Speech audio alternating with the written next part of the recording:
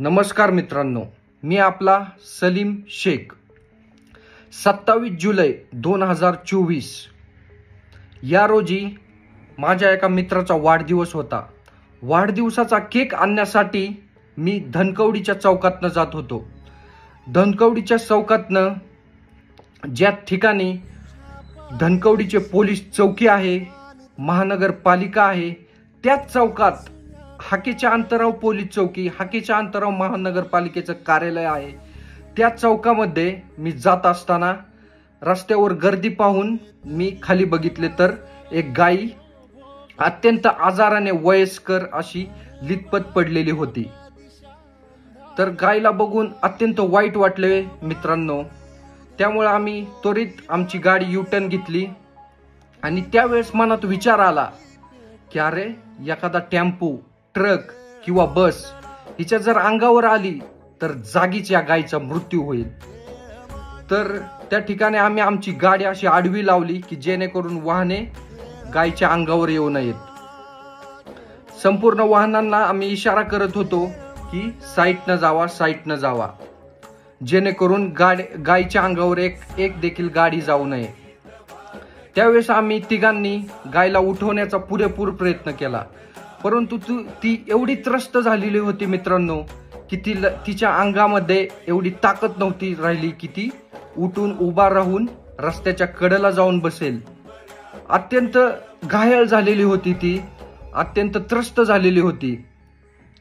तिचे गायीचे जे तोंड होते ते देखील ती रस्त्यावर वारंवार खाली असं टाकत होती आणि तेच डोळे मिटून झोपल्यासारखं, म्हणजे झोपले असं वाटत होतं। तर त्यावेळी आम्हाला वाटले की सकाळपासून ही गाय येते आहे, तर पोलीस यंत्रणा असो, हाकेच्या अंतरावर जी पोलीस चौकी आहे त्या चौकीला का वाटलं नसेल की ह्या गायची काय ना काय मदत करावी, महानगरपालिकेला फोन करावा किंवा जे कृषी सेवक आहेत त्यांना कॉन्टॅक्ट करावा, महानगरपालिकेचे जे कर्मचारी आहेत त्यांच्याशी संपर्क साधून टेम्पो करून तिची ज्या ठिकाणी आरोग्य सेवा ज्या ठिकाणी आहे तिथं नेऊन तिची सेवा करावी किंवा तिला नीट करावे, असं पोलिसांना देखील का वाटलं नसेल। सदरक्षण आहे खलविग्रह आहे, हे पोलिसांचे ब्रीद वाक्य आहे। मग सदरक्षण आहे, प्रत्येकाचं रक्षण करणं हे पोलिसाचं काम आहे। रस्त्याला येणाऱ्या जाणाऱ्याला अडचण होत आहे त्या गायीमुळे, तरी देखील पोलिसांनी का त्या गायीला हलवण्याचा काहीच प्रयत्न केला नाही, काहीच कोणाशी का संपर्क साधला नाही, हा सर्वात मोठा प्रश्न आमच्या मनामध्ये आला। जरी पोलिसांनी मदत केली नाही, सकाळपासून जर ती गाय तेथेच बसलेली आहे, तर आपण जे सुशिक्षित पुणेकर म्हणतो, शिक्षणाचे माहेरघर म्हणून जी पुण्याला ओळख आहे, अशा पुणेकरांनी देखील त्या गायीला का मदत केली नसेल, हा प्रश्न माझ्या आणि माझ्या मित्रांच्या मनामध्ये आला। त्यावेळेस मला समजले की माणुसकी ही आता कुठं ना कुठं संपत चाललेली आहे।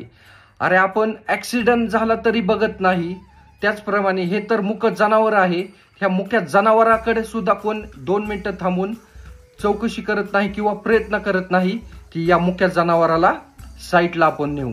आम्ही पोलीस चौकीतनं देखील मदत मागितली, परंतु पाहिजे तशी पोलिसांनी देखील मदत आम्हाला केलेली नाही।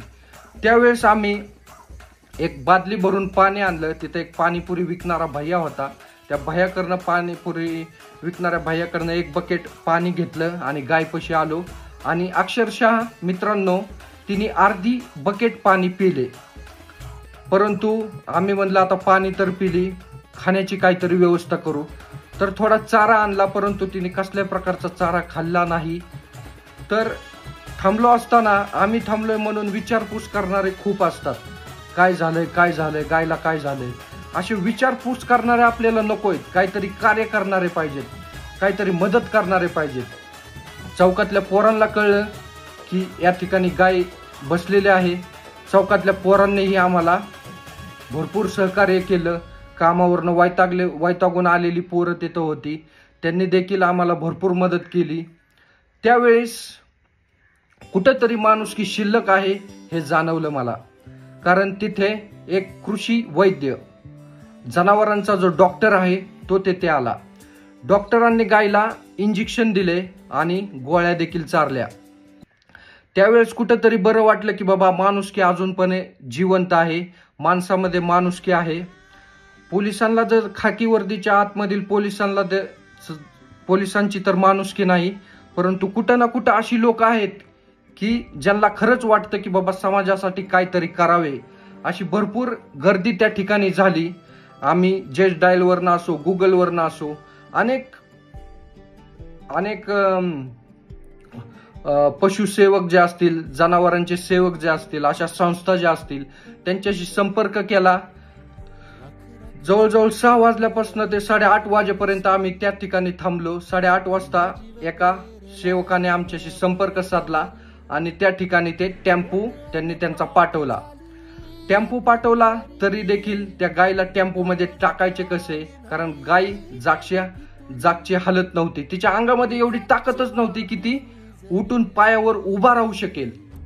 मग आम्ही त्या ठिकाणी एक शेतकरी बांधव होते, त्यांनी आम्हाला आयडिया दिली की 2 बांबू आणा आणि बांबू गायच्या खालनं आरपार घालवा आणि 2 जणांनी उचलून त्या टेम्पोमध्ये ठेवा. तर भरपूर चौकातल्या पोरांनी असेल, तिथल्या नागरिकांनी असेल सहकार्य केलं. तिचे पाय धरून आम्ही शेपूट धरून अलगद त्या टेम्पोमध्ये ठेवलं. तर व्हिडिओ बनवण्याचे कारण एवढेच की आपण गाडी चालवत असताना तुफान वेगाने गाडी चालवतो.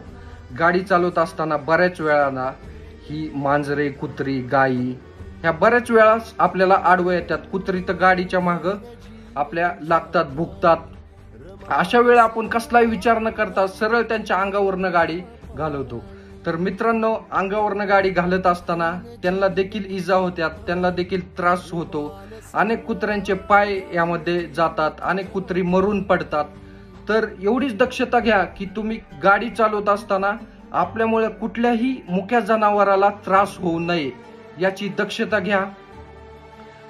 आपल्याला जशा वेदना होतात, आपल्याला साधा काटा टोचला किंवा खडा टोचला तरी आपल्याला जाणवतं अरे माझ्या पायाला काहीतरी लागले आहे. तसंच त्या मुक्या जनावराला देखील वेदना होत असतात, परंतु फक्त फरक एवढाच की ते सांगू शकत नाहीत आणि आपण बोलून भावना व्यक्त करू शकतो. आपल्या अंगावर चिखल जरी उडला, आता पावसाळ्याचे दिवस आहेत, आपल्या अंगावर चिखल जरी उडला तरी आपण त्याला शिव्या देतो. तो निघून गेला तरी आपण शिव्या देतो.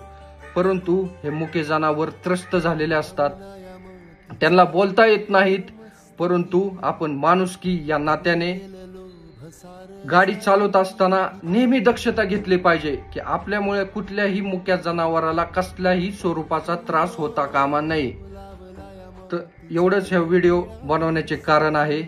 आणि अनेक असे प्रसंग दैनंदिन आयुष्यामध्ये घडत असतात. अनेक जनावरांना, मुके जनावर असतात, त्यांना कुठं ना कुठं थोडीफार मदत करत चला, एवढीच माझी कळकळीची आपणास विनंती आहे. सहकार्य करा, गाडी चालवताना दक्षता ठेवा.